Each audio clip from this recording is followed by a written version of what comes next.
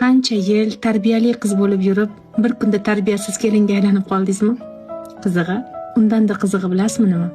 Sizga hech qachon tarbiya bermagan insonlar sizni tarbiyali yoki tarbiyasiz ekanligingizni baholashi. Lekin bir narsani hech qachon unutmang. Sizga ota-onangiz eng chiroyli tarbiyani bergan. Agar chiroyli tarbiya bermaganida edi, oq liboslarda yuzlarini yorug' qilib o'zga xonadonga kelin bo'lmagan bo'lardingiz. Tarbiyasizsiz.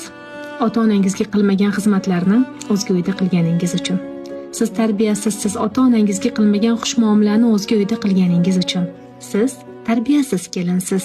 Ichingiz yig'lasada doimo kulib turganingiz uchun. Siz tarbiyasizsiz. Qadringiz yer bilan poymol bo'lsa-da farzandlaringiz uchun sabr qilib yashayotganingiz uchun.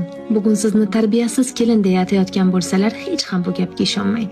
Hech bir ota-ona o'z farzandiga yomon tarbiya bermaydi.